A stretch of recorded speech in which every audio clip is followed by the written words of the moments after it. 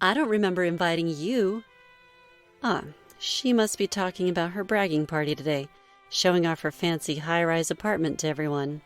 Well, I don't remember being invited either, and I certainly had no desire to go. But she continued to confront me. Did you come for a tour or something? You, who can only afford such cheap and unimpressive clothes for your own daughter? She smirked, looking down on me. Hearing this, I decided to fight back. Is there a reason I shouldn't be here? Yes, this is no place for someone as poor as you. With one sentence, I stopped Jasmine in her tracks. As my words sunk in, her face turned ashen, then quickly flushed with anger. She couldn't believe what I had said and called me a lying bastard, which was rather amusing. My name is Alan, and I'm a homemaker. I did want to work, but at my husband's request, I decided to focus on our home. But every day is filled with joy as I work hard for my family. My loving husband, our dear daughter, and I lead a life full of love and dedication. This story took place a few years after my daughter was born. She had grown up, and it was time for her to attend preschool. Among several options, my husband and I chose the preschool where we believed our daughter could grow freely. At first, she was a little nervous, but she soon made many friends and enjoyed her days at preschool. I also made new friends, other moms, thanks to our children's friendships. But not all of these connections were pleasant.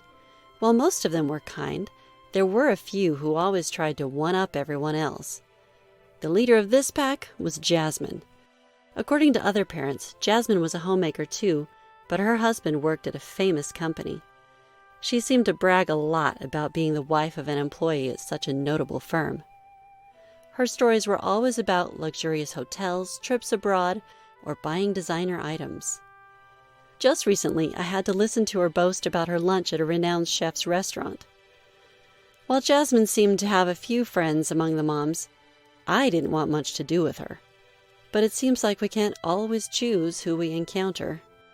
On holiday, I took my daughter to the park and unexpectedly ran into Jasmine. "Oh, hello there," she approached me. Jasmine was dressed in an elegant, tight dress with delicate, strappy mules. Everything about her screamed expensive. It was all so outstandingly flashy and beautiful. Not exactly the outfit one would expect for a park outing with a child. "Hello," I managed to respond, doing my best to hide my discomfort. She then erased her expression and stared at me. I was puzzled, wondering if I'd done something wrong. But then I realized her gaze was focused on my daughter standing next to me.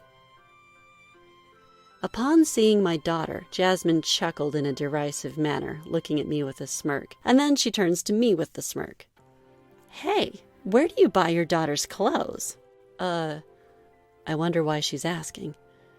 Her next line answers my question quickly. "Those clothes look quite cheap. Don't you feel bad for your daughter?" Indeed, my daughter was wearing a simple t-shirt and skinny jeans that you could find anywhere. But it's not ragged, and I never really paid it any mind, so I just chuckled and let it slide. It seems like any response I give would just invite a counter-argument, so saying anything now would only lead to a headache. Better to avoid unnecessary confrontation.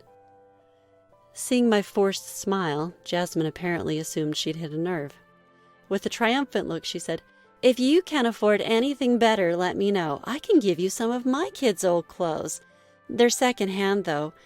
If you want, I can even give you some of my clothes." I had no particular desire to accept her offer, so I responded vaguely with, "Sure, I'll keep that in mind if I ever need to." By this time, our kids were engrossed in different play equipment, so I was eager to end the conversation. "My daughter seems to want to play somewhere else, so I have to go," I told her. "Well, if you ever need help with clothes, don't hesitate to tell me." She waved flamboyantly, and we parted ways. Seeing my daughter's cheerful smile ahead of me, my irritation subsided. One day I heard Jasmine was inviting some close mom friends over to a party at her house. Apparently, she'd bought a newly built high-rise apartment with her husband's money. She probably planned to show off the apartment during her home party. I was not invited, but I had no interest in a party thrown by Jasmine and figured it would just be an opportunity for her to boast, so I didn't care. Rumor has it that there was a dress code for the dinner party. Apparently, the guests were instructed to wear ostentatious, brightly colored, and beautiful dresses, which aren't usually required at a casual home party. I also heard that moms from relatively affluent families were invited. Sure enough, looking at the guest list, there were moms with husbands working at global companies or whose families owned large pieces of land. The dress code was probably there to filter the guests. Realizing again that Jasmine judges people by their wealth, I was fed up just hearing about it. I genuinely considered how to avoid her as much as possible in the future. But as long as our kids were at the same preschool, that seemed unlikely. I hoped we'd never meet again privately, but after the recent incident at the park, I realized that we live in the same area and that it would be difficult. I wished that this problem would disappear completely someday. I even wished on a star. On another day, I found myself heading towards a high-rise apartment. I opened the automatic lock at the entrance, walked inside the building, and looked around the floor. Just then, a door creaked open. Surprisingly, the person who appeared was the haughty guardian, Jasmine. I was taken aback and stood frozen for a moment, but soon I regained my composure. Well, hello there. No matter how much I disliked her, I figured I should at least say hello. However, Jasmine didn't respond, instead staring at me with wide eyes. We exchanged glances for a while until Jasmine furrowed her brows, a clear sign of her unhidden anger, and addressed me. I don't remember inviting you. Ah, she's referring to today's party. I don't recall being invited either, nor did I want to attend.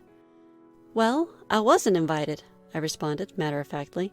Apparently, she didn't appreciate my response. Jasmine continued to confront me. Why are you here if you weren't invited? Why am I here, you ask? Did you come here to tour this high-rise apartment, even though you can only afford to dress your daughter in such drab and lowly clothing? She snickered at me with disdain. Hearing that, I thought, now is the perfect moment to counter Jasmine.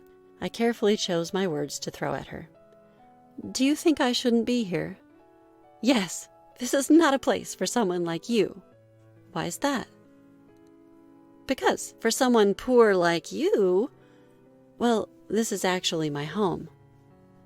As my words overlapped with Jasmine's, her movements came to a complete halt. Her face turned pale when she realized what I had said. She probably hadn't expected that response at all. Her eyes were black and white, as if she didn't understand. She blinked in disbelief, trying to digest the situation. Instantly, Jasmine's face turned red with anger. What do you mean? Explain yourself. Let me clarify for you then. Actually, my husband is the president of several companies. They may not be famous companies, but thanks to the income generated from these businesses, we earn significantly more than the average person. He owns several properties across Japan, and the new high-rise apartment building where we are now is built on one of his properties. So this apartment building is owned by my husband, which means it's our home. I regularly visit this high-rise apartment because my husband entrusted its management to me. He understood that I wanted to work, so he gave me this job. I explained the situation to her in a nutshell. Upon hearing this, Jasmine raised her eyebrows and shouted, What? I didn't know about this! When I signed the contract for the apartment, I didn't meet you. I met a man who was the manager. Oh, that must have been my husband. He took over for me this time for the key handover, so I didn't get a chance to meet you. You can tell as many lies as you want. With that parting shot, she went back into her home. To my surprise, Jasmine returned to the entrance. She seemed to have gathered an assortment of things from her home, children's toys, stuffed animals, stationery, clothes, all jumbled up in her arms. You're the one dressing your kid in such pitiful clothes. Stop lying. With that, Jasmine started throwing the items she was holding at me. There's no way you earn more than me. Jasmine's sudden outburst caught me by surprise, but her rage seemed to be running unchecked. Before I had a chance to react, the object she'd thrown whizzed past me. The sound of it hitting the floor echoed hollowly, a reminder of her uncontrolled anger. I decided then that it was high time to set the record straight about the park incident as well. About my daughter's clothes that day. What? Do you remember the day we were at the park? What does that have to do with anything? My daughter loves playing in the sand. I figured she'd get dirty anyway, so I dressed her in clothes that could handle a little grime." "That's a lie." "It's the truth. Here, look." I pulled out my phone and showed her a photo from my album. Jasmine froze as she looked at the picture. In it, our family of 3 was all smiles, with my daughter wearing a recognizable children's brand outfit in the center. Jasmine's eyes widened even further in surprise as she took it in. "You only dressed her nicely that one time, didn't you?" she screeched, clinging to her last shred of denial. "That's not true. Here, look at all these," I countered, showing her multiple photos. Sure enough, my daughter was seen wearing nice clothes in beautiful settings and more casual wear where it was likely she'd get dirty. At the sight of this, Jasmine clenched her fists and trembled, seemingly out of retorts. "What?" "What?" I replied, having not heard her clearly. This seemed to further upset Jasmine. "What? Are you trying to say that being wealthy makes you superior?" she yelled, pushing me hard on the shoulders. That was apparently the last straw. The other mothers who'd been keeping a watchful eye on the situation came outside and tried to calm Jasmine down. Jasmine kept shouting, "She lied to me! There's no way she lives in this luxury apartment! She's just lying to be more popular than me!" Ignoring the calming words of her friends, she continued to yell. After a while, perhaps exhausted from the constant shouting, Jasmine finally quieted down, catching her breath in heavy gasps. It was quite a sight. Her hair disheveled, one slipper missing, and all around her, the aftermath of her tantrum. The hallway was littered with the objects she had thrown. Toys were broken from the impact, stuffed animals lay lifeless. She must have been grabbing anything she could get her hands on, meaning the inside of the house must be a mess too. From the inside of the house, I could see our children peeking out, worried. "Are you satisfied now?" I asked, flashing my best faux smile at Jasmine, who seemed unable to retort. Her face twisted amusingly at the sight. "I hope you enjoy the luxury apartment brag party," I said, gliding past her. "And please, do clean up the mess that you made."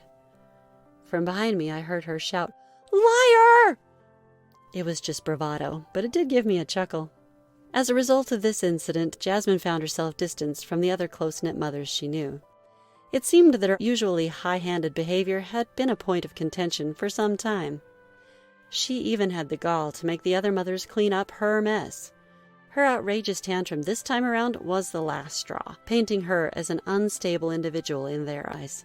The friends Jasmine thought she had amongst the mothers distanced themselves from her, and she found herself isolated in the preschool community. It was a pitiful sight to behold. To add insult to injury, rumors began to circulate that Jasmine had gotten a divorce. It was said that she was living lavishly off her husband's money, jet-setting on international trips and splurging on designer brands. This issue was the straw that broke the camel's back, as it was said that her spouse's affection and interest in her had already been waning. The incident where Jasmine threw objects at me and refused to clean up her mess was the final blow that pushed her husband over the edge. Jasmine reportedly pleaded, "Please, don't leave me." But her husband responded, "I never thought you would stoop this low. I can't stay with you anymore. I'm going to take custody of our child." And just like that, Jasmine was left all alone. Their marriage had been a secret affair where the two had eloped to a distant land. Hence, Jasmine had no one around her to lend a helping hand. Jobless Jasmine, having lost her means of living, was in a tough spot. Word of her fall from grace spread quickly through the grapevine, and finding employment was a struggle. Eventually, Jasmine managed to find work as a part-timer in a supermarket, and was said to be living in a run-down 50-year-old apartment with doors that creaked and groaned. It was reported that she was barely scraping by.